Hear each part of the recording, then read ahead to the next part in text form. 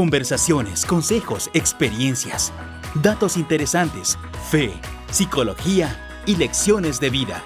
Un espacio transparente para reflexionar y aprender a llevar nuestra vida de una manera más sencilla. A continuación escucharás el podcast de Daniel Retana. Hola, ¿qué tal? ¿Cómo están? Qué bueno poderlos saludar después de tanto tiempo de ausencia. Bueno, digo yo tanto tiempo, pero realmente fueron más o menos como 3 meses. Y quiero decirles que realmente aproveché este tiempo muchísimo para poder repensar. De hecho, escuché todos los episodios de la primera temporada otra vez y tomé apuntes sobre cómo poder mejorar estos espacios, cómo poder incluso atender conforme va pasando el tiempo, las necesidades que van surgiendo. Y lo cierto es que este año ha sido muy convulso en todo el mundo.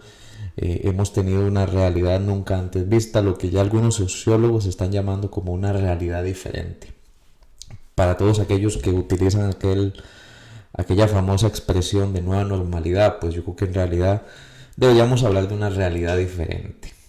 Así que bueno, después de estos 3 meses de estar retirados de las canchas, aquí estamos de vuelta con muchos temas de qué hablar, y entre algunos de los lemas que yo mantengo en mi vida es: siempre y cuando haya tiempo, vamos a seguir impactando y trabajando en función de aquello que yo personalmente creo que hemos sido llamados a hacer, que es bendecir, servir y ayudar a las demás personas. También quiero contarles de manera muy personal que han pasado varias cosas en estos meses.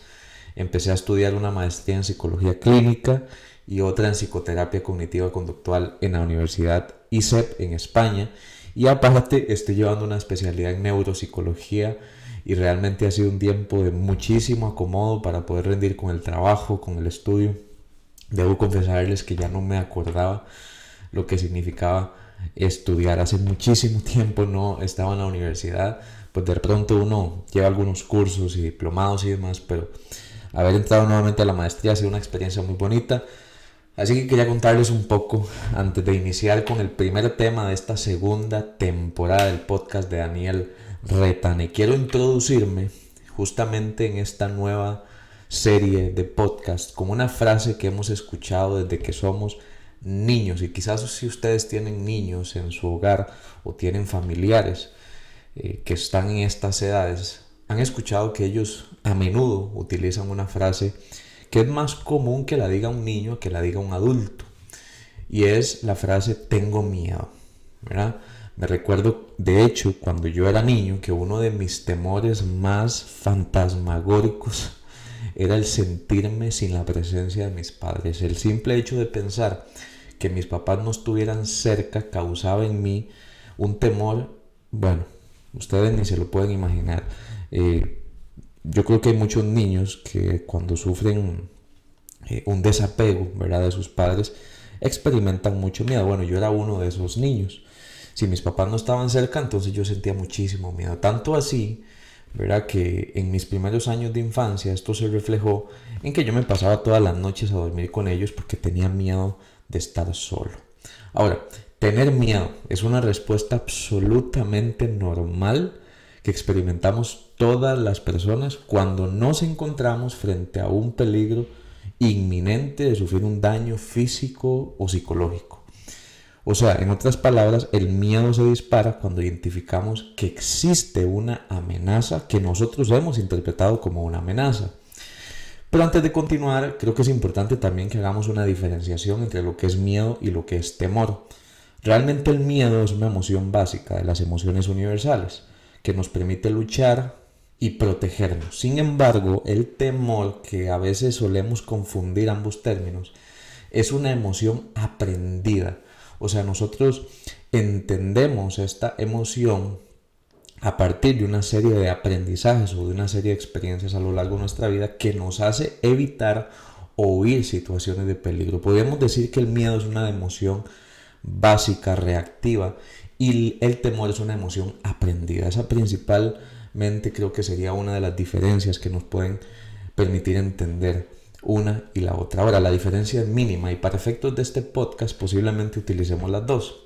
Pero es importante que tal vez dejemos la clarificación por aquello de la semántica que use a lo largo de este episodio. Igual que la fobia, ¿no? Porque hemos escuchado también que la fobia es un miedo. Bueno, sí, la fobia es un miedo que es desproporcionado, o sea, es una reacción desproporcionada hacia un objeto o una situación que la persona concibe como amenazante, ciertamente, y le genera reacciones físicas cuando está frente a eso que la persona teme. Entonces creo que sí es importante hacer esas diferencias, pero en el centro de todo, tal vez lo que yo quisiera abordar en este podcast es el tengo miedo.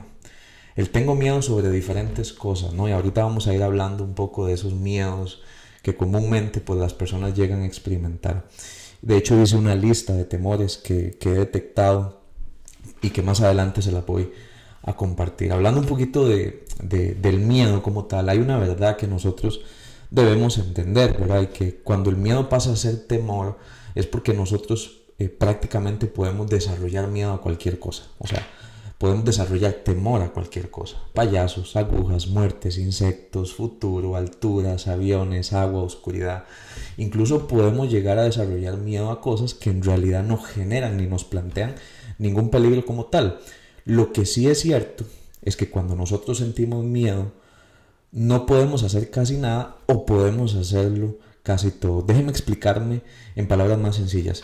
O sea, de acuerdo a cómo nosotros hayamos enfrentado el miedo a lo largo de la vida, así vamos a condicionarnos para afrontar el miedo en el futuro. Por ejemplo, si de pequeños nosotros tuvimos miedo a la oscuridad o a estar solos o a quedarnos sin nuestros padres y lo que hacíamos era encubrirnos, ocultarnos o evitar esa emoción o estar a oscuras, es muy probable que a lo largo de la vida tengamos un modus operandi evasivo frente a las circunstancias que son amenazantes para nosotros.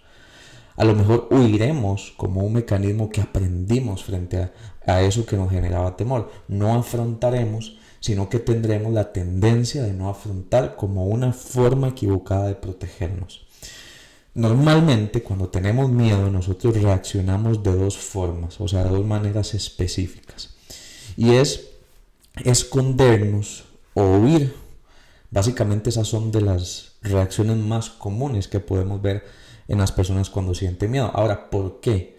Porque el miedo activa en nosotros un proceso fisiológico muy sencillo, y es que la sangre, cuando sentimos ese detonador del miedo, afluye a los diferentes músculos de nuestras extremidades preparándonos para huir. Ahora, no significa que si nosotros tenemos deseo de huir frente a una situación, debamos huir.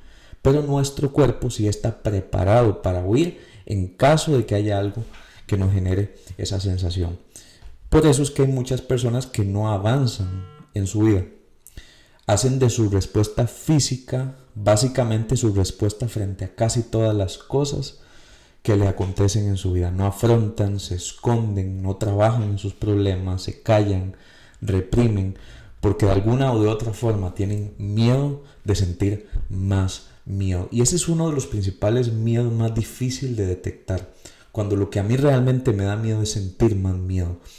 Y aquí todavía no estamos hablando, ni vamos a hablar, por lo menos en este podcast, lo pueden escuchar en la temporada anterior de los ataques de ansiedad, de que la principal diferencia entre el miedo y la ansiedad es que el miedo ocurre de manera repentina y despierta en nosotros una liberación de adrenalina, pensamientos de peligro, mientras que la ansiedad por lo general nos lleva a pensar que no hay nada específico que tal vez no la esté causando. El foco de la ansiedad es más interno, mientras que el foco del miedo suele ser más externo, porque podemos entender que hay algo que nos está generando algún tipo de perturbación. Ahora, evadir o quedarnos paralizados son dos de las respuestas que realmente no ayudan a gestionar adecuadamente el miedo.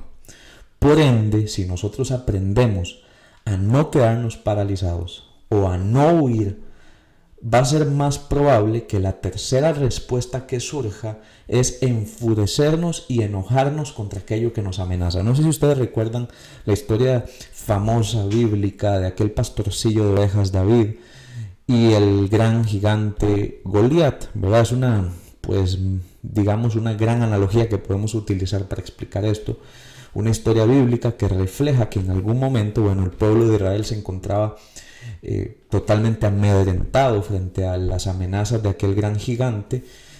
Pues de alguna forma lo que este gigante hacía era tentar o amenazar al pueblo de Israel, diciéndoles que no había absolutamente nadie que pudiera afrontarle o que pudiera generarle algún tipo de daño. Y David, en medio de todo, en lugar de huir o quedarse paralizado, que son las dos respuestas básicas de nuestro sistema nervioso central, lo que hizo fue enfurecerse contra aquello que le generaba una amenaza, o sea, aquello que le generaba miedo al pueblo. Lo que David hizo fue precisamente la tercera respuesta de afrontamiento al temor. No se paralizó ni huyó, sino que afrontó precisamente aquello que le estaba generando un clima de tensión. Y entonces, bueno, todos sabremos o habremos escuchado por lo menos cómo concluye esta historia y cuál es el desenlace, en donde vemos a un David que, a pesar de sus circunstancias legítimas, bueno, afronta precisamente aquello que le estaba causando un factor amenazante o que le estaba generando tensión al grupo o al pueblo de Israel. Entonces, podemos decir que si aprendemos a no quedarnos paralizados y a no huir, entonces vamos a poder precisamente enfurecernos o afrontar de una manera óptima aquello que nos amenaza. Yo he visto a muchas personas que logran superar momentos difíciles en su vida, como adicciones, problemas, situaciones acongojantes, porque en vez de huir o quedarse paralizados, muchas veces en la queja o en el conformismo, se enfurecieron contra su status quo, se enfurecieron contra su estado de conformismo, se enfurecieron contra un vicio, se enfurecieron contra una adicción y de una vez por todas le dieron un golpe contundente a aquello que les aquejaba. Y es que a veces en la vida hay que hartarse, a veces en la vida hay que enojarse, a veces en la vida hay que enfurecerse contra aquello que nos causa ese miedo, ese amedrentamiento que no nos permite continuar y que no nos permite divisar o poder ver con perspectiva lo que realmente está ocurriendo. Y a veces no necesitamos precisamente dejar de sentir miedo, que eso es lo que mucha gente persigue, no sentir el miedo, sino enojarnos contra nuestra pasiva forma de reaccionar contra aquello que nos amenaza constantemente como si tuviera dominio sobre nosotros. Yo siempre he dicho, dime a qué le temes excesivamente y te diré lo que te gobierna, porque aquello que tememos nos gobierna de alguna manera. Lo decía el libro de Job hace muchos siglos atrás, en el capítulo 3, en el versículo precisamente el 25. Lo que más temía me sobrevino. Ahora, aquí quiero hacer una diferenciación porque este pasaje se podría interpretar como que todo aquello que nosotros temamos va a ocurrir, pero no necesariamente, no es una ley de la atracción, que si tememos algo va a ser una profecía de cumplimiento, no, sino que el miedo nos predispone a vivir de lleno aquello que tememos. ¿Por qué? Porque nos predispone fisiológicamente a enfrentar una amenaza que nosotros estamos pensando que va a ocurrir cuando en realidad puede ser que no esté ocurriendo. Otro de los grandes errores que cometemos es sentirnos mal e indignados con nosotros mismos por sentir miedo. Y les quiero decir algo a todos los que están escuchando este podcast. Está bien sentir miedo. Está bien que hayan cosas en tu vida que no puedas hacer quizás tan ágilmente como otros lo hacen. Yo he escuchado personas que dicen, no puede ser, ¿cómo voy a sentir miedo? La gente no debería sentir miedo, yo no debería estar sintiendo esto. Si la gente se diera cuenta que a mí esto me da miedo, posiblemente tendrían otro concepto de mí. En fin, reprocharnos sentir miedo por algo es negar la emoción del miedo. Por cierto, yo siempre les he dicho, las emociones nunca se niegan, sino que tienen que ser reconocidas primeramente para que puedan ser gestionadas. Todo aquello que no se reconoce no se gestiona.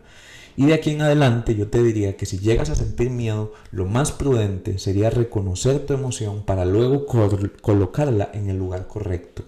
Pero bajo ninguna circunstancia te niegues a sentir o a reconocer que estás sintiendo miedo.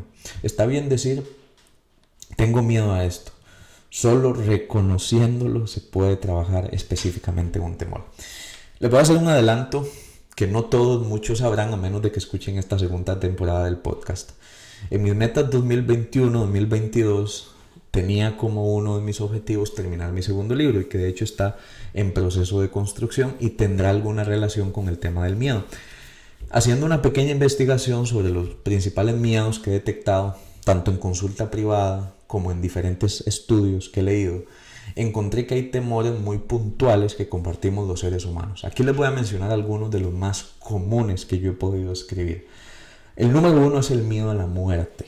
¿verdad? Básicamente es uno de los miedos más comunes en el ser humano. Hay otro muy interesante que es miedo a no hacer lo correcto, miedo a estarme equivocando, ¿ok? En tercer lugar hay un miedo a reconocer que tengo miedo, que era básicamente lo que les decía hace algunas oraciones atrás. Miedo a fracasar en la vida es otro miedo. En el año 2020 y 2021 ha crecido otro que es miedo a perder a un familiar o miedo a enfermar también, ya sea del coronavirus o cualquier otro padecimiento, miedo a ser engañado por una persona, miedo a que mis pensamientos sean reales. Para todos los que sufren de ansiedad en algún momento, esto puede ser un temor muy profundo, muy insistente, muy persistente. Miedo a no saber diferenciar lo que me está pasando, miedo a no saber si es esto, si es aquello. Un miedo a lo sobrenatural, a que pasen cosas que no podamos controlar. Miedo a vivir también es otro que he leído constantemente. Miedo a enloquecer o a perder el control. Y por supuesto ahí podemos catalogar todos los otros temores, como miedo a escoger a una pareja que no sea la pareja ideal, miedo a estudiar una carrera que no me guste, y un montón de miedos que yo le llamaría como habitaciones o celdas de temor, ¿verdad? Que finalmente construyen toda una cárcel. El temor es como una cárcel que tiene un sinnúmero de celdas de diferentes tipos. Y lo que comienza como un pequeño temor se convierte muchas veces en un temor monumental cuando nosotros no lo gestionamos adecuadamente y cuando permitimos que ese temor habite en lo más profundo de nuestro ser, no lo hablamos con nadie, no lo conversamos y lo vamos albergando cada día más, y entonces ese temor, así como aquel Goliat, cada vez nos amedrenta más. Por esa razón es que conviene distinguir entre la emoción del temor, como les mencionaba anteriormente, que es normal, es adaptativa, nos previene del peligro, y el estado del temor, ¿ok? Que nos lleva a quedarnos allí, en una mazmorra de miedos. En otras palabras, nos volvemos esclavos de una emoción que nos dice constantemente mentiras que muchas veces vienen disfrazadas de verdad. Les pongo ejemplos. ¿Para qué vamos a estudiar una carrera si finalmente no la vamos a terminar? Eso es un pensamiento que podría ser una mentira que viene disfrazada de verdad. ¿O por qué vas a intentar entrar en una relación si has fracasado anteriormente? ¿O por qué vas a decidir creer en esa religión si finalmente todas las religiones llevan al mismo lugar? O no sé, ¿verdad? Hay diferentes temores que muchas veces entorpecen nuestras decisiones y parecen verdades que finalmente en el fondo lo que son precisamente mentiras disfrazadas de verdades. En una terapia reciente que estaba brindándole a un consultante, él me preguntaba lo siguiente: ¿qué pasa si todo lo que yo pienso realmente es cierto? ¿Qué sucedería si se llegara a cumplir cada una de mis predicciones fatalistas? ¿Qué pasa si me muero en serio? ¿Qué pasa si pierdo a un familiar? Tengo miedo. Entonces tuve un throwback al pasado y recordé los muchos temores que yo experimenté de niño. De verdad fueron muchísimos. Yo me considero una persona que de niño y de adolescente fui muy temerosa, muy nervioso. Como decimos aquí en mi país, me paniqueaba fácilmente. En cuestión de milisegundos, yo hice como un viaje al pasado y me reencontré con un niño lleno de temores, con un saco de temores, temores infundados, temores aprendidos en la televisión, temores que surgen en la mente de un niño inocente. Y muchos de esos temores perduraron hasta mi adultez. Temores que a veces me acompañan y que a veces, no les voy a mentir, me quieren acorralar.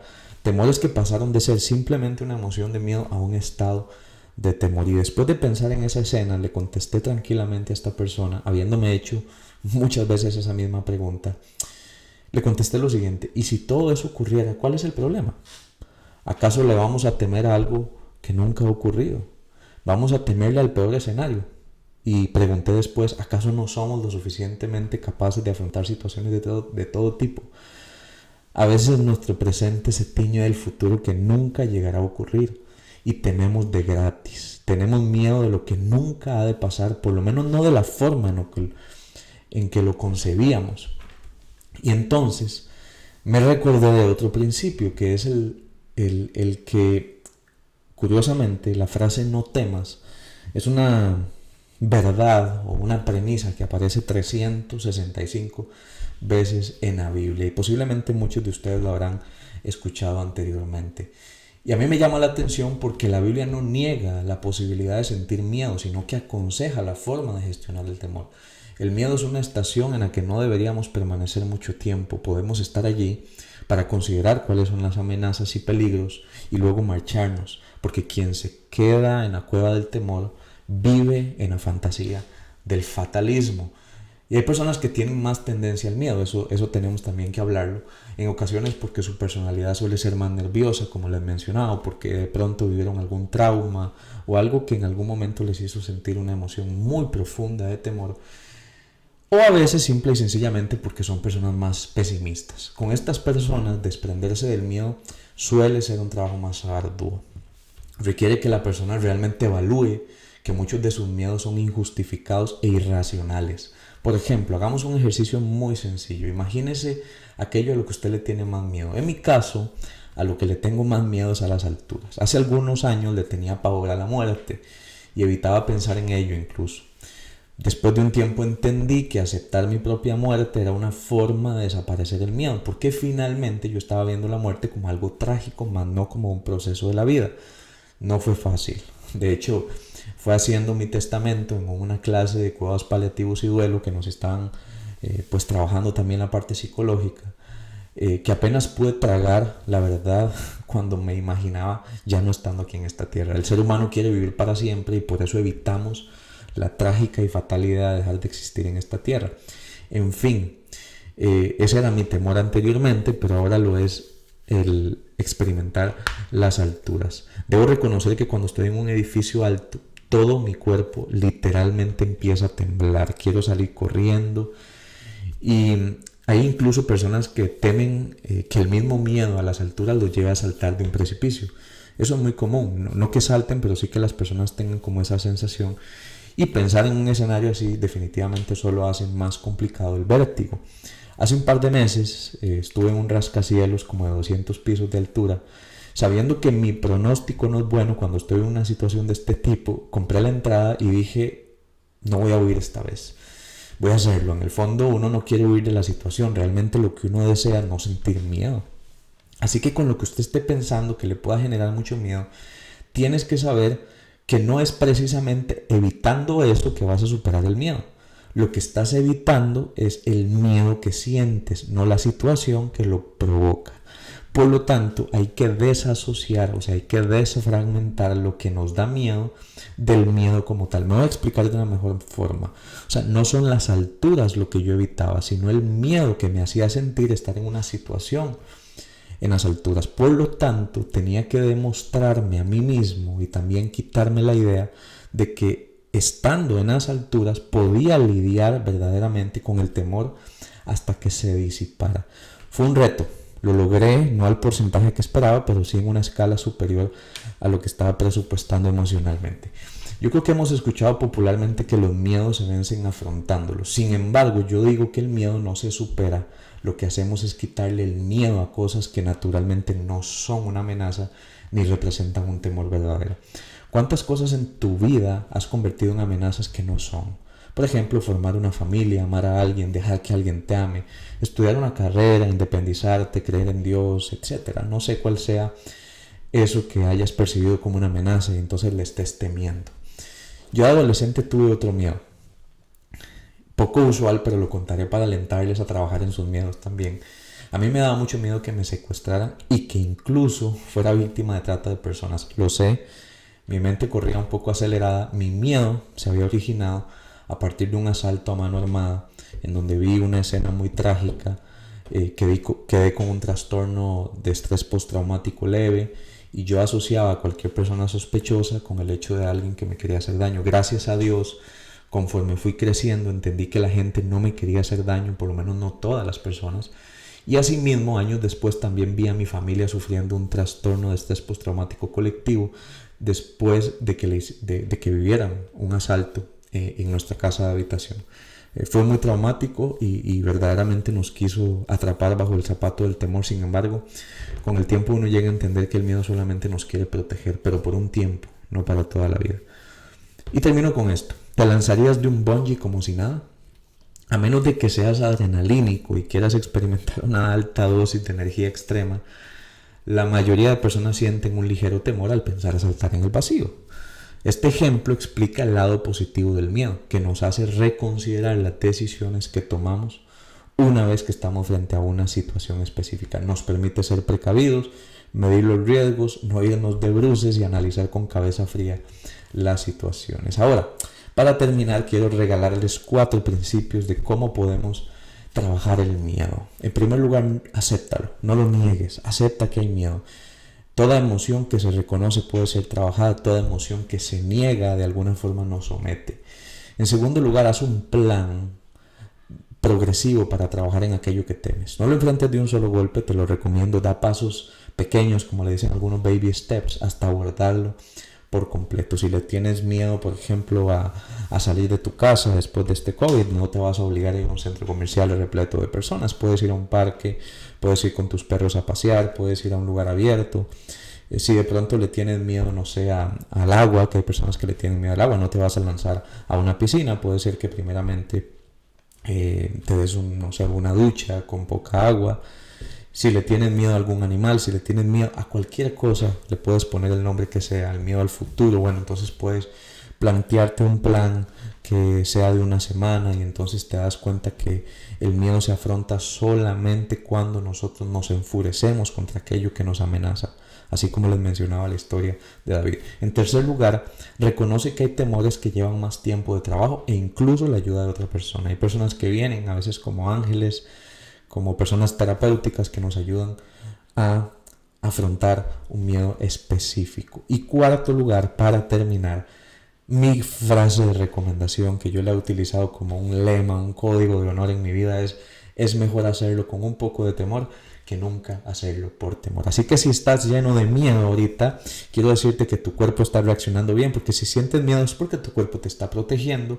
Así que la solución no es dejar de sentir miedo, la solución es quitarle a las cosas que naturalmente no producen miedo el miedo que nosotros desarrollamos. Como les decía al inicio, podemos temerle a cualquier cosa, así como un niño teme a los payasos, así como le tememos a una aguja. Podemos desarrollar temor a cualquier cosa, pero así como lo desarrollamos, también podemos desaprender intencionalmente un miedo específico a algo. Así que nos vemos la otra semana ya con nuestra segunda temporada del podcast de Daniel Retana. Espero que les haya gustado mucho, compártanlo, escúchenlo en su Instagram, en su Facebook, en su TikTok, en su YouTube. Ojalá que esto se pueda escuchar en más plataformas y como siempre les envío un fuerte abrazo, que Dios te bendiga. Y si temes, recuerde que hay 365 promesas a nuestro corazón para todos aquellos que se encuentran en este momento temiendo a lo peor. Un fuerte abrazo, que estés muy bien, que Dios te bendiga. Chao. Este ha sido un nuevo episodio del podcast de Daniel Retana. Ahora es momento de reescribir tu propia historia.